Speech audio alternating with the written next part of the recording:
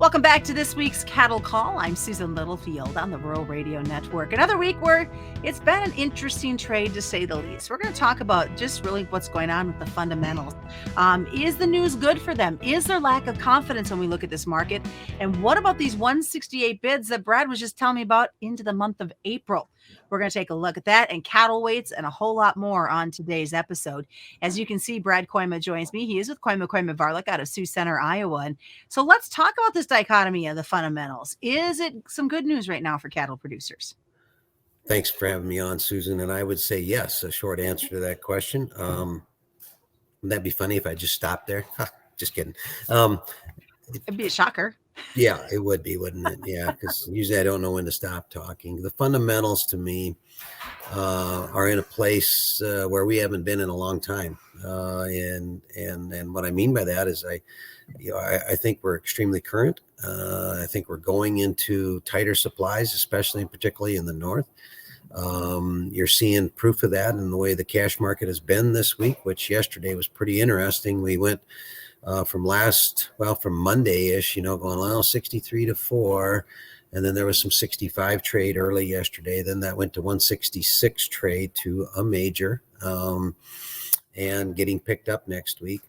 And then some stories started to float around, as you referenced in that in our little preamble there, of some willingness to pay up to 168 for cattle that aren't going to deliver out until April. So clearly that packer anyway seems to have enough confidence or fear that he's going to have to pay more, and was willing to step in front of it. So I guess I came in this morning kind of like ready to go. Right, let's see what the futures do with that good news. And yeah, we were 10 cents lower, 15 cents lower. So as far as maybe I should fill in a little bit of those cracks there on the fundamental story. Box beef continues to rally. Packer margins still are pretty good. Not like they were, but they're still very positive. Average weights come out on Thursdays, means that we're doing this on a Thursday this time. And while they were up a little bit from last week, they're still 17 pounds less than a year ago. Steer and heifer carcasses, 17 pounds less than a year ago. So, it would indicate that we're still very current. So, I don't know, the fundamental side of the thing to me is alive and well. So, the next question, of course, is, well, why didn't we rally then today, Brad? I'm kind of getting tired of telling you the same story, but I don't know how else to explain it, Susan. Let's blame the probably the banking scare, the comments out of the Fed yesterday. What happens here is that the confidence of the long speculator has been shaken. It's been shaken by plant fires, by pandemics, you name it, war, right? And so, yeah, you need to have somebody that's willing to step in there and buy it. It's pretty straightforward. This is like an auction. Now, before I give up on the idea that they're never coming back, that's not right. We just had a big rally. We just had a huge increase in the open interest, and we just saw the funds come running after it. It's this thing, if it starts up, they'll come back. Right. So I don't even think it would take much more than a $1.50 rally to get them to come back a little bit. So we'll see. I think when you got this solid of fundamentals, it still gives me some confidence in the market, Susan. Is there going to be some nervousness, though, especially as we continue to hear the Fed talk that, interest rates, they might have to do another jump come next time they meet? Does that make consumer nervousness as they look at the bigger picture heading into summer and grilling season? Yeah, I feel like, first of all, this is way over my pay grade, trying to be an economist, but, the 1/4 point hike actually by some of the crowd that I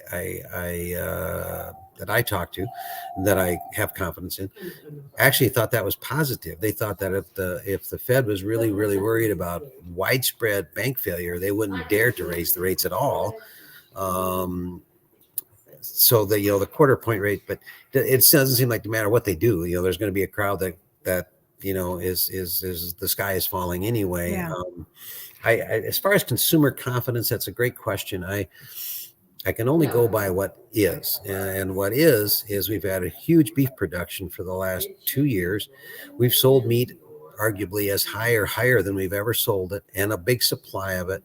To me, that is That's the quotient of how demand works in cattle. We don't throw it away. It's different than corn. We can't just store it indefinitely. We have to use it, and so I don't know. To me, I'm going to go with the idea that we just are coming out of the historically the worst, or seasonally rather, the worst demand period. That's between Super Bowl and basically the end of March. Now allegedly it is going to be spring again sometime, and we are going to go back to warmer weather. And I haven't canceled Mother's Day as far as I know. So the next move on the demand side should actually be better, and I wouldn't know why it would have been. Decent positives though with box beef up once again. Demand continues to be pretty solid in spite of really pretty big kill, which I think is also a good sign. Packer's still making some money, wants to kill big. You're going to hear some kill cuts here the next little while. That's very normal. This is the time of year they do it. They have to by law, do this every twice a year. Most of them do. But to me, you still have a very sustainable chain here where the only guy that's not really making any money is the feeder, because the cost of gain and the weather's been so crappy, so as far as being able to sell meat at the grocery store and the packer being able to get it to them, their part of the equation seems to be just fine. It's us in the middle that are feeding these cattle, and it's costing too much to feed them because of feed costs and because of weather. So let's look at that real quick as we get ready to wrap up. For that middle guy who normally you don't want to deal with, but for you, that's you guys. How and will it over the long term start to get a little bit more positive for them? Well, one thing that would change would be better weather. The other thing, obviously, and you probably have some corn guy on here that's going to be torqued off, but to adjust this cost of gain back to lower, right. Which obviously the new crop corn is way different realm than what we pay. Most of the closeouts I'm getting back right now are still got average corn costs of well over $7. Now you're looking at a July corn futures at $6.10, even with a positive basis, it's a lot less than $7. So time is the big thing there. We just got to get another couple months ripped off the calendar here, I think, and the weather will obviously get better. But so that's part of it. The one thing that I'm curious about, and I suppose there's other producers that feel this way too, is after getting this big a price, so I had to close out today myself, got $1.65 for the cattle still lose $100 a head.